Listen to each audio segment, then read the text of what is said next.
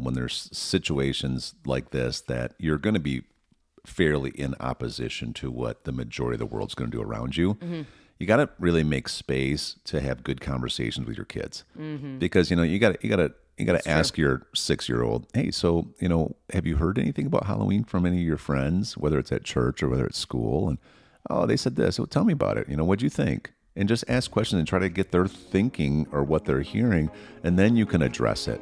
But don't just not have any conversations, because a lot of times kids won't necessarily bring it up unless you ask them.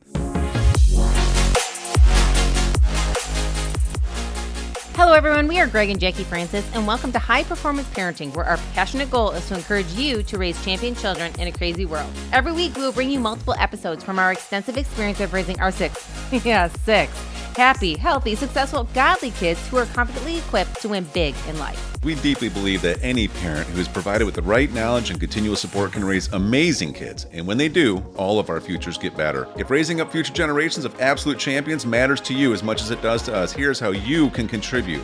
Like and share this podcast with everyone you know. And together, let's embrace this journey of raising champion kids in a crazy world. Okay, guys, we're at part 3 of discussing why the Francis family doesn't celebrate Halloween in the traditional sense. I think we should get into some practicals on this one here. We started talking about how do you actually handle this with your kids, is when you're out in the world and the most of the world is celebrating this and they make a month out of it, and it's everywhere you go. Everywhere you go, you see this stuff. You see this stuff being sold in the local Costco and everywhere else, and you see the yards getting filled up with skeletons and graves and things like that, or massive spiders hanging from the trees, right? All that kind of stuff. You see, it's like in your face for 30 days. You go to school. If your kids go to school, and people are going to be asking, "Hey, what are you going to dress up for? What are you guys doing on Halloween? Hey, can we go together and go trick or treating together?" And these are good people who haven't really probably thought through this. I don't want to even call it a holiday. This Halloween. Yeah. I don't even want to call it a holiday. This event that happens. This event. Thank you for that. Okay. October time. And so when I remember how we started really building this in is, honestly, it's through the word. Like we have taken a lot of time with our kids, especially our first 5 when they were younger, to take time in the mornings, go through Proverbs, go through different parts of Scripture, and talk through things. And we would talk about why you have to guard your eye gates and your ear gates, why you don't put the wrong inputs in your mind, how things get stuck in your head and they create fear, how fear is not what we're supposed to walk in. We're supposed to be walking in faith. So we have to protect ourselves, because if you put the wrong stuff in, it gets stuck in there. You and I could have examples right now of things that we saw. I mean, like we've talked about this before. I'm going over to my buddy's house. His mom is going out for the night. Him and I get to be there. His older brother was there. We're probably 7th grade, something like that. And we play basketball all day. I mean, I see Drew's doing it whenever he has a friend over, right? Mm-hmm. But then at night, there was there was nobody watching what we were doing. So, hey, let's watch a movie. And the movie they had sitting out was this movie called The Hitcher. And it was all about this hitchhiker who basically, once they get hitchhiked, they just do this horrible stuff, right? I remember being in 7th grade. I to this day, I still have a bad dream once in a while. Sure. I'm 50, And so this is the kind of stuff that, we're really teaching our kids. We're not doing this. We're not going to the scary movies. We're not doing things that instill fear. And you know what? We don't care if people in the world are like, "Oh gosh, you guys are so overprotective." It's like, okay, I don't really care what your opinion is. Mm-hmm. I care about what God's opinion is. And so this is part of how we built this in, though. So when even things like Halloween come around, our kids kind of get, oh, well, why would we participate in that? There's so many fear things that are there, and we know to guard ourselves. Yes. I think it starts way before Halloween. So if you're starting to think about how do we prep our family? I mean, of course, I would have the conversation today, husband and wife, figure out how you want to communicate it together as a family. But I will tell you, everything you're talking about lines exactly up with multiple things for us. That's why, we teach our kids early. There are just, not just at Halloween time, there are movies we're not going to watch and you will not watch. That's right. There are certain books you will not read, we're not going to read. There are certain events we're not going to attend, you're not going to attend. Mm-hmm. And we all bring it back to what the word says and why. So that kind of for us is all year round. That is all year round. So when it came time for Halloween, that would be no exception to the rule, I feel like. Yeah. The standard was already there. We don't do certain things that don't glorify God. This is one of the things that doesn't glorify God. We will not be doing it. Okay. And so that was like, we taught our kids what that sounded like and what that looked like. So then when they go to school or they get around their friends and they start getting asked these questions, what do you tell them? I mean, when they were really young and they couldn't communicate well, Yeah. Second grade, third grade, fourth grade, kindergarten, we would just tell them, if somebody asks you, hey, what are you going to be for Halloween? All you would have to say is, our family doesn't really celebrate that. That's right. And if they're like, oh, how come? Be like, it just doesn't really line up with how we want to do things. And at first, because they didn't know how to explain, well, it doesn't line up with the word, it doesn't line up with God. They didn't know how to go to this all. And their friends weren't really looking to be educated either. And so we would really just say, really doesn't line up with how our standards are for our family. We don't celebrate it. Yeah. And their friends were like, oh. Yeah, okay. Move on. Literally. They move on. I would have parents ask me, though, hey, my kid said at pickup that you guys don't celebrate Halloween. Can I ask why? I'd be like, I'm really glad you do. You know what? Yeah, what an opportunity. Yes, early on, when my husband and I started discussing what it looked like for us and our family, this was one of the events that didn't line up with how our faith was. Mm-hmm. And it didn't line up with how we wanted to honor God. Yeah. So we just made an early decision to teach our kids, and we don't celebrate it. Yeah. And if they asked more, that would give me more an opportunity. And even be able to say, and by the way, in its place, we do a celebration of harvest. That's right. We do a fall celebration. We have all the fun, innocent parts that most people enjoy about like a Halloween celebration, but we just do it to honor God. That's right. And not honor darkness. And honestly, sometimes it led to a good conversation where they were kind of like, oh, if you end up doing one of those this time, maybe we could swing by yours. Yeah. And I'd be like, that'd be great. Yeah. And then for some people, it'd be like, oh, I just don't know how I'd tell my kids we're not doing it. So thanks. Yeah. And I'd be like, oh, okay. And it was just really easy. And our kids I will tell you, they never felt like they were missing out. Yeah. They didn't want to participate. Yeah. I feel like in today's world, we feel like we have to give our kids every opportunity to enjoy every little thing that we did as a kid, because if not, we're like ruining their childhood. Yeah, that's the pressure of social media. And our kids never, you will ask them today, I'm glad we never did that. I never wanted to participate in that. When people were walking around at night and it was scaring me, I wouldn't want to do that, Mom. Yep. Like, even today, Hunter's like, we don't do that. Like, nobody feels like they're missing a thing. No, And, they don't.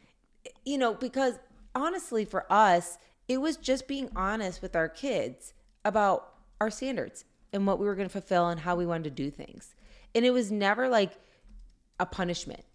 Like, we never made it so, well, because this is what Dad and I believe, you don't get to do that stuff. Yeah.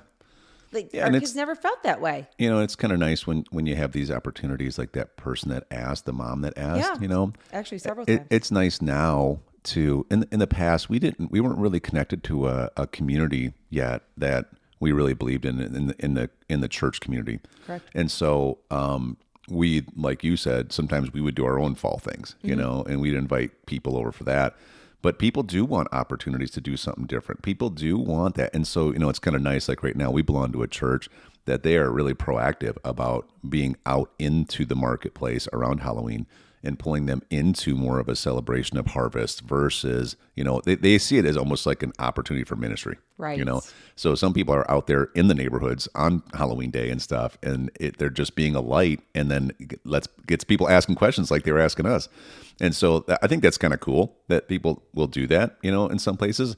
For us still, we just kind of we don't really participate in it just because we just don't, and that's why, like, we kind of plan other stuff, and our family likes it. This time we're going up to, we're going up getaway. We're going to do a little getaway up on a lake in the mountains, and going to go have our own celebration, have fun, and we're excited about it. And honestly, too, again, for our family, even if that wasn't the case, even if there was not a fall festival that we got to maybe host ourselves or go to, even if there wasn't a getaway, whatever it may be, we would have fun doing something else, and it would still be us being the light.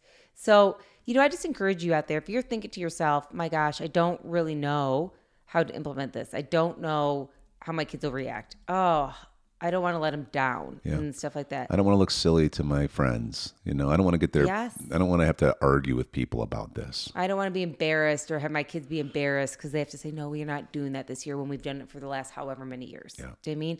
I just encourage you again. Real friends support you. Yeah. Like real friends are like, hey, is that something you want to do this year? And if you're like, actually, no, it's not. We learn a few things and it doesn't really go with our standard for our family that we just don't want to participate. Yeah. Real friends are going to be like, oh, tell me more. Yeah. Let me know. And whether they join you or not is not the point. Yep. The point is real friends want to hear Yep. what you're doing. And other friends, if they do kind of like, well, how are you going to handle that? What are you going to tell your kids? Oh my gosh, you're not really doing that, are you? Right. So they're negative nillies. And so then you're just going to avoid those people. And You know? I think that's a heart check for you to decide what kind of friends you have.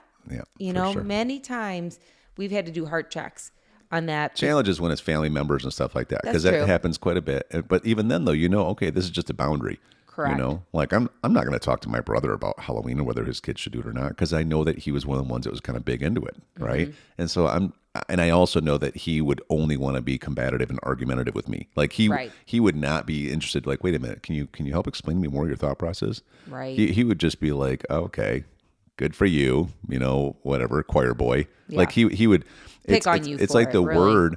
word says that when you are following, it says there's so many benefits to following the ways of Christ, but expect persecutions. Right. So you're not going to have everybody agree with you, right?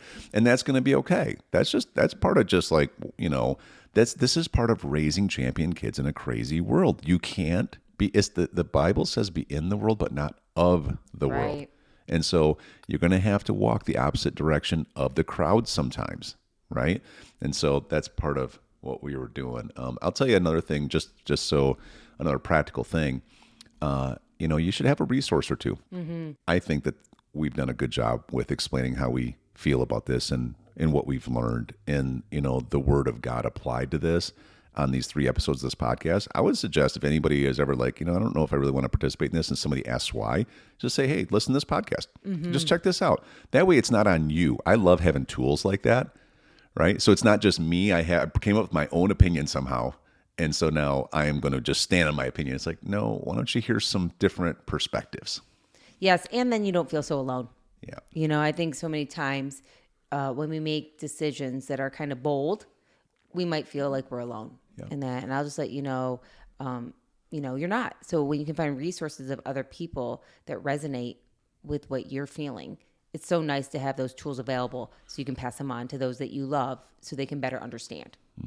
Yeah. Yeah. What are some other practicals? Got a couple minutes left here. I think one of the other things is not to shy away. You know, when it is a conversation that you can have with those that you are in a community with and you're doing life with, don't shy away from good opportunities to talk to people. Yeah. You know, I just had a conversation with a friend that was over yesterday, and she was just asking me about certain movies that we let our kids watch. And do we kind of have a list of the ones that we let them watch at different ages? Because they're trying to figure out what they can watch with their kids nowadays. I said, we do. We actually do have a list of what we do and don't let our kids watch. More of what we do let them do. There's too many of not to watch movies, but more what ones do work with our family and at what age those do work. And she was so engaged and excited to hear about that conversation that I think it's an opportunity all the time that can lead from, hey, this is why we also, you know, as you're asking me about movies, this is why we choose certain books our kids can watch or certain even association they can have. Or like even this, moving into this topic, even why we do or don't celebrate certain events that are going on today, you know? And I just really think it's important for us to not shy away. You know, be the person that's willing to have the conversation. Doesn't mean you need to be rude. Doesn't mean you need to be, you know, disrespectful. But you can be honoring to your own standards and press it and be like, actually, I'm glad you asked that. This is our thoughts. Yeah. Yeah. Walk like Christ. I mean, Right. he's not going to sit there and just be like, you know, you're such a loser because you have a thought. It's like, I love you enough to actually tell you some truth. Right. Because you're probably seeking it and just, I mean, that's the way I see most people. I just see that most people are literally still trying to celebrate the way that you and I had it described growing up. I do too. Like that's what I feel like 99% of people are probably doing, you know?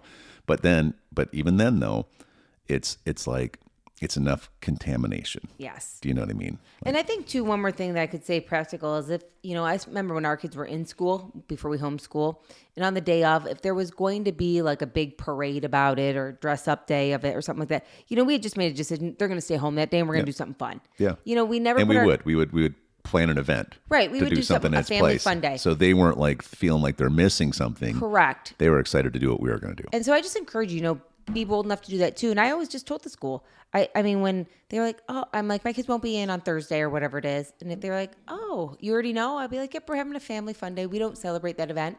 And so for our family, we're going to go do something else that does, do what our family likes to enjoy. And many times they would ask me, how come you don't celebrate it? Sure. And that would give me another opportunity to chat with maybe the principal or the teacher about our thoughts, just so they understand the standard of our family. Yep. And so when our kids do come into the classroom, they can understand why our kids are the light and that we're okay with missing out on stuff. Our kids don't need to feel like they have to participate in things that do not line up. I'm not going to put them in a position when they're too young to try to be a strong light when there was other things coming in to possibly make them feel awkward. Right. And I'll say last point is, I think not just with Halloween, but just in general, when there's situations like this that you're going to be fairly in opposition to what the majority of the world's going to do around you, you got to really make space to have good conversations with your kids, because you got to ask your 6-year-old, hey, so have you heard anything about Halloween from any of your friends, whether it's at church or whether it's school? And oh, they said this. So tell me about it. What'd you think? And just ask questions and try to get their thinking or what they're hearing, and then you can address it. Right. But don't just not have any conversations. Oh yeah. Because a lot of times, kids won't necessarily bring it up unless you ask them. And so that's why we like our family team meetings, of course. Everybody wants to go to our redwoodparenting.org, I think it is, .com, geez. We'll put it all in the description. Redwood Parenting website, and you can get the family placemat. Yeah, and if you go check out our Instagram right now, also Redwood_parenting, you can also get our placemats from there. Very cool. So anyways, great topic. Nice job. Appreciate you engaging the conversation with me instead of thinking I was talking to somebody else. And I think you're cute. So love you. Hey everyone, thanks for listening and thanks for your love and support. We hope that today's episode added tremendous value to you and your family. It would mean so much to us if you would partner with us on our mission of helping parents around the globe raise champion children in this crazy world. To do so, simply take a moment to like and share this podcast with everyone in your network. See you next time.